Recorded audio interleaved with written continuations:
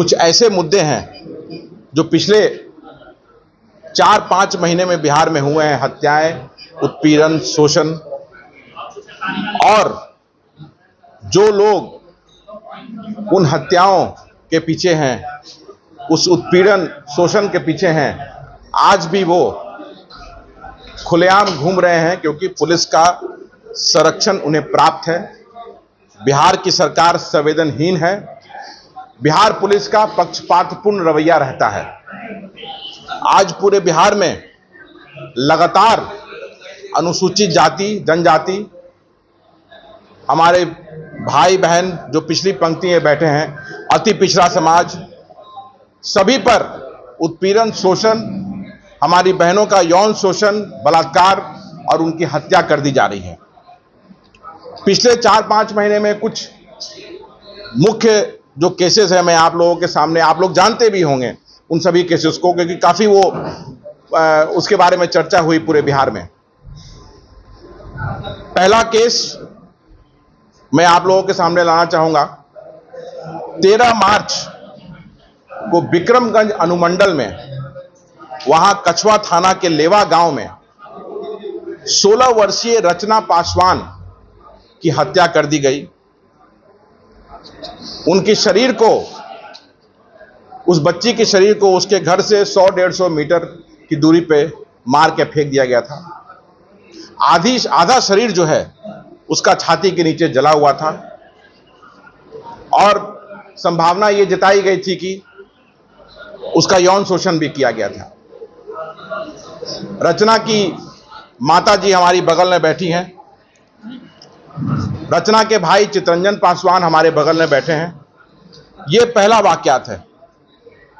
दूसरा वाकयात 14 अप्रैल, जब पूरा देश होली का त्यौहार मना रहा था, उसी दिन औरंगाबाद नगर थाना के ठीक सामने एक 13 वर्षीय बच्ची कोमल पासवान की गाड़ी से कुचलकर उसके घर के सामने के लोक जनशक्ति पार्टी के मनोज सिंह जो कि वहां के पूर्व अध्यक्ष थे लोजपा के, उनके बेटे सनी सिंह ने गाड़ी चढ़ा करके हत्या कर दी गई। वहां भी पुलिस का पक्षपातपूर्ण रवैया रहा है। केस को बिल्कुल पलट दिया गया और मात्र 6 से 7 फीट की सड़क है उनके घर के सामने और पुलिस का कहना है कि वो एक्सीडेंट है, जबकि वहां गाड़ी का चलना संभव ही नहीं है। पुलिस ने यह भी एंगल दिया है चार्जशीट में कि गाड़ी का ब्रेक फेल हो गया था और गेट तोड़ के गाड़ी निकल गई। लेकिन जब हम वहां गए, वारदात जहां पे हुई, जहां 13 वर्षीय कोमल की जहां हत्या की गई, जब वहां हम पहुंचे तो हमने देखा कि उसका गेट बिल्कुल इंटैक्ट है और इरादतन कोमल की हत्या कर दी गई। जाति सूचक गालियां दी गई कि दुसाध चमार, तुम लोगों ने इस मोहल्ले का माहौल खराब कर दिया है, और उसकी हत्या कर दी गई। बिहार की सरकार संवेदनहीन है, कोई पूछने वाला नहीं है। पुलिस पक्षपातपूर्ण रवैया क्यों अपनाती है, इसका सवाल आपको बिहार सरकार और बिहार की पुलिस प्रशासन से करना चाहिए। तीसरा केस मुजफ्फरपुर के सरैया थाना के गुड़ीगांवा में हुआ। नहीं, उससे पहले मैं बताना चाहूंगा कि कोमल के उस केस में इसके सामने सब चीज हुई और कोमल के पिताजी विनय पासवान जी हमारे साथ हैं, आगे आप लोगों से बात करेंगे।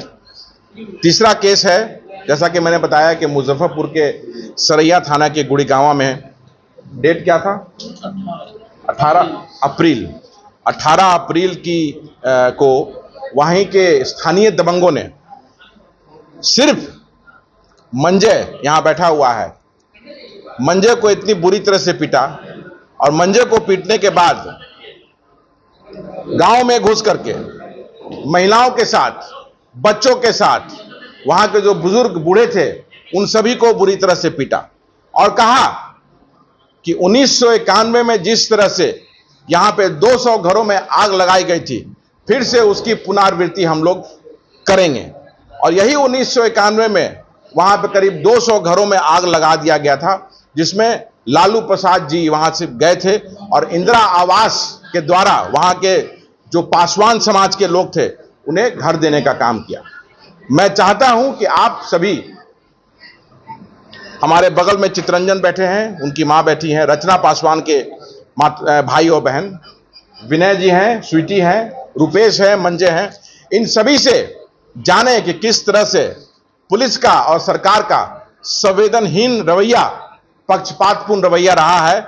और सिर्फ ये पुलिस की कार्रवाई ऐसी हुई है कि सिर्फ थाना और कोर्ट ये करने लायक बच गए हैं, इनको न्याय मिलता हुआ दूर दूर तक नहीं दिखाई दे रहा है। पहले मैं चाहूंगा स्वीटी और विनय जी से आप बात करें। और धन्यवाद कि आप लोगों ने बिहार के वंचित, दलित, पिछड़ी पंक्ति पे जो लोग बैठे हैं, उनकी आवाज बनने के लिए आज यहां पर बिहार विधान परिषद के परिसर में आप लोग आए हैं। आप सभी का तहे दिल से धन्यवाद। मैं आदित्य पासवान, प्रवक्ता, बिहार प्रदेश कांग्रेस अनुसूचित जाति विभाग।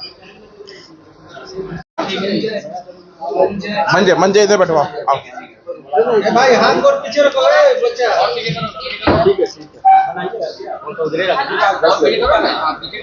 फ्रेम में, यहाँ से फ्रेम, यहाँ पे हट जाओ, पीछे कर लो, जो बोलेगा ठीक है। चलिए बोलेगा कौन पहले? हम बोलेंगे।